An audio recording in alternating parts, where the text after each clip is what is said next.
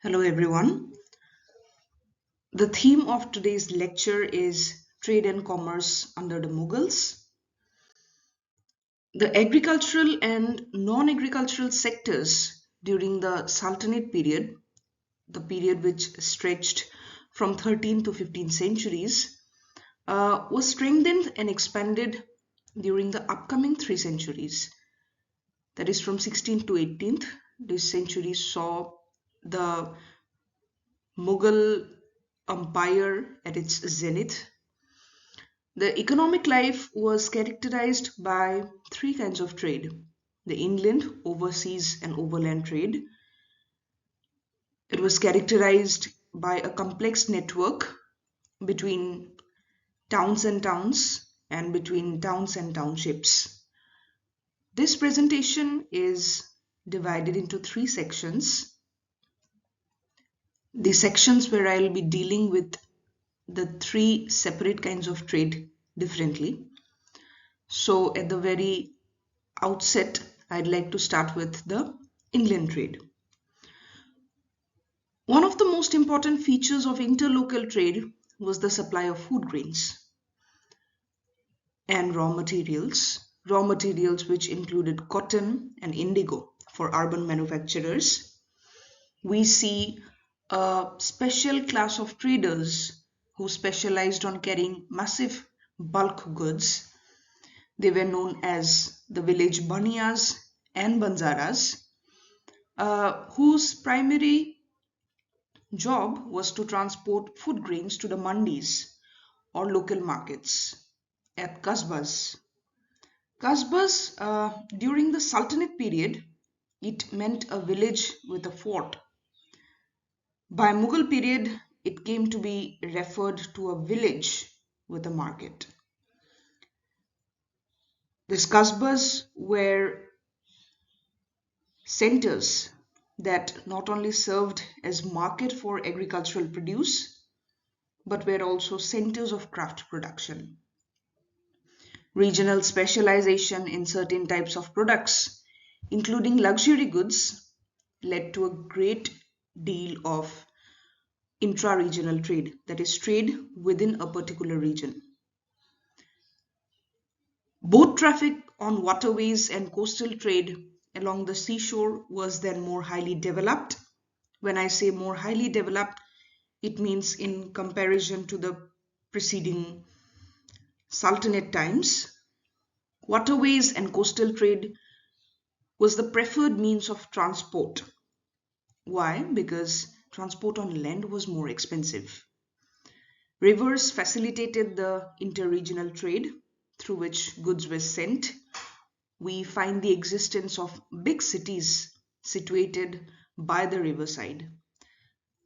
For example, Lahore was connected with Indus, and Delhi and Agra was connected by the Yamuna. Most important components of interregional trade were trade in foodstuffs and a wide range of textiles. Some of the nodal points of trade were Bengal. Bengal exported sugar, rice, muslin, silk.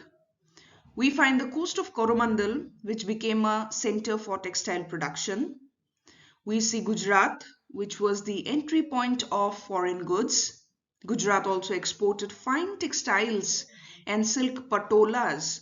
Patola saris are still very much popular in northern part of India. It received food grains and silk from Bengal, also imported pepper from Malabar. Then there is Lahore, which was a center of handicraft production and was a distribution center for the very well-known luxury products of Kashmir. We find Punjab and Sindh. The products of Punjab and Sindh, it moved down the river Indus, and it had close trade links with Kabul and Kandahar. Apart from this trade in foodstuffs and the range of textiles, we also find that there was a well-organized trade network in semi-luxury and luxury goods, with two cities being very important nodal points. This was Agra in Uttar Pradesh and Burhanpur in Madhya Pradesh. However, the 18th century sees a decline of Agra, and it also sees the emergence of Banaras as one of the important nodal points. Now you can see that I have placed a map. This map shows the possible inland trade routes between the 16th and 18th centuries. This map features the nodal points which I have just discussed in the previous slide. You can try to locate Bengal, coast of Coromandel, the coast of Coromandel, that is the east coast of India. It features Madras, Pondicherry, Gujarat, Lahore, Punjab, Delhi, Kandahar, Sindh, and Agra. How was this movement of goods made possible? What was the complex network of trade links? What were the arteries of communication? So there was a complex network. It linked wholesale markets with merchants down to the regional and local level through agents, these agents known as gumashtas, and commission agents known as dalals. This kind of words are still colloquially very prevalent in today's context. Inland trade was also served by a network of roads, which the rulers often tried to improve, especially Sher Shah Suri. Sarais, basically meaning rest houses, were built at an interval of 8 to 10 miles on the principal routes. The growth of a financial system which permitted easy transmission of money from one part of the country to another was also existent. And when I say about the financial system, I have to mention the use of hundis. Hundis was a letter of credit payable after a period of time at a discount. Basically, it's a verbal or written agreement to pay a stated sum, and hundis are often used as a part of an informal system for transferring money. Now, these hundis, they included insurance, bima, which was charged at different rates on the basis of the value of goods, destination, and means of transport. We find a particular class of people who specialized in changing money and dealing with these hundis. They are known as the saraf or shroffs. In this process, they also acted as private banks. What did they do? They kept money in deposit from the nobles and they lent it to the traders. And merchants could cash his or her hundis at their point of destination. We next come to the subsequent section of this lecture, a discussion on overseas trade. You may call it foreign trade or long distance trade. At the end of the 15th century, the Portuguese made efforts to establish by force a Portuguese domination over the overseas trade. They monopolized certain articles of trade like spices, horses, armaments, etc. for themselves, and they excluded a certain section of the people, which they call Moors, Arabs and Muslims in general, from trade as far as possible to reduce the competition.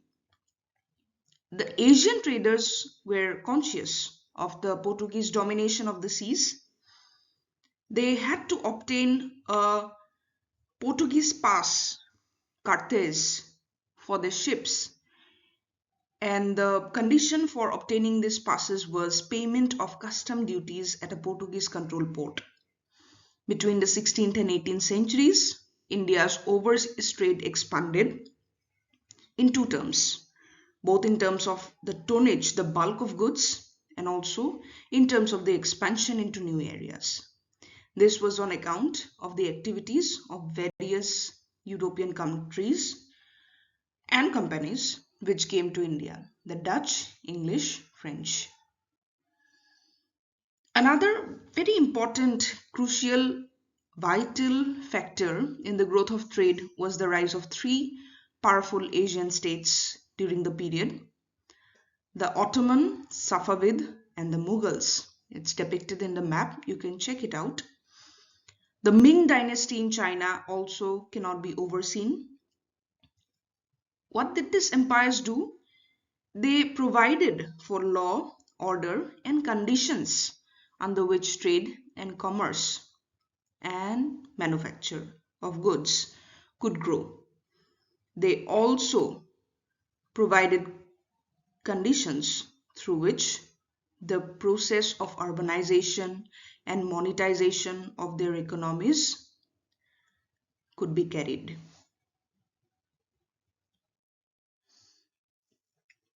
Now we come to India's overland trade.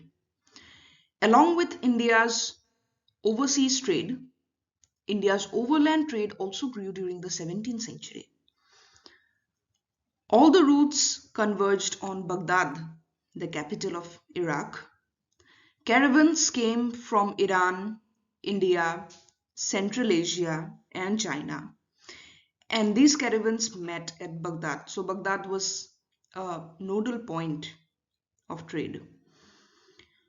Baghdad was also linked by sea via Shiraz, which reached the port of Siraf on Persian Gulf.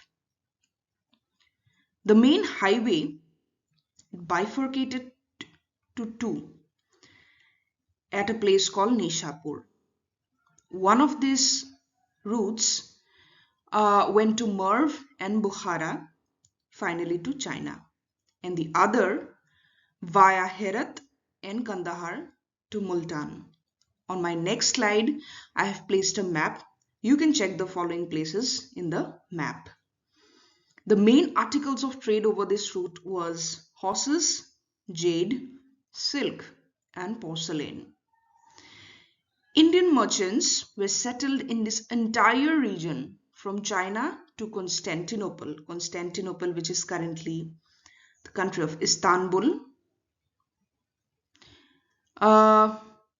The route to Xinjiang in China, had come under the control of the Iranians, Turks, and Mongols. Merchants could also be found at Yarkand and Khotan. Like I have said, kindly check these places in the map. Till the 19th century, they were found in the port towns such as Bandar, Abbas, Mocha, etc., and in certain inland caravan centers such as Constantinople, Baghdad, Aleppo, etc.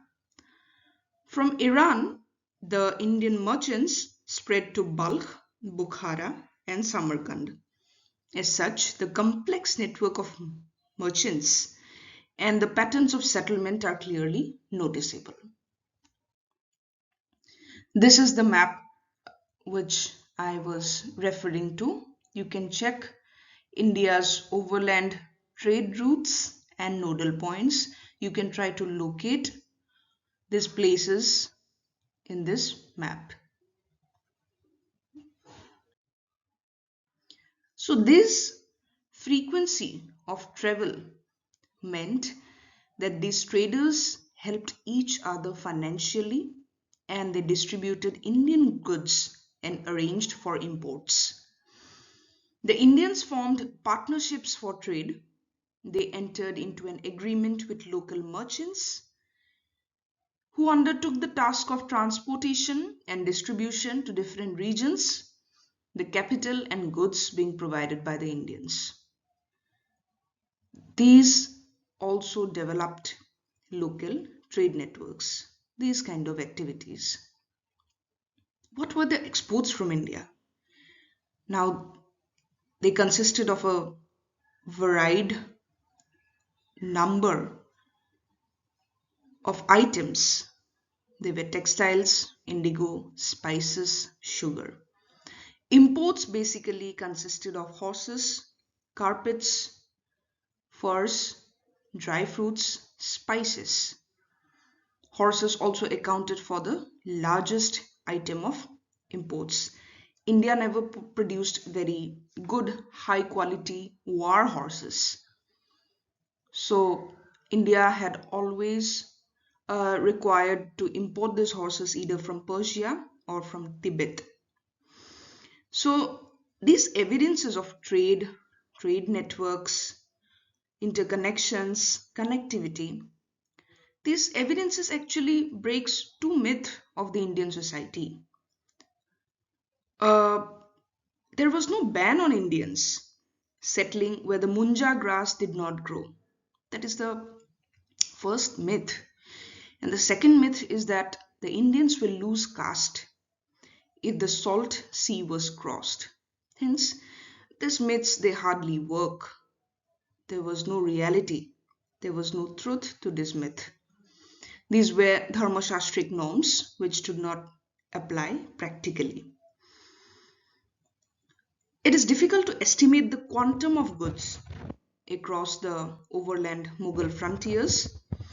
According to an estimate, Mughal mints in Kashmir, Kabul, Lahore, Multan, Thatta together issued the largest number of coins of all the Mughal mints, amounting to 36.7%. So this is all about today's lecture. I hope you have benefited from it.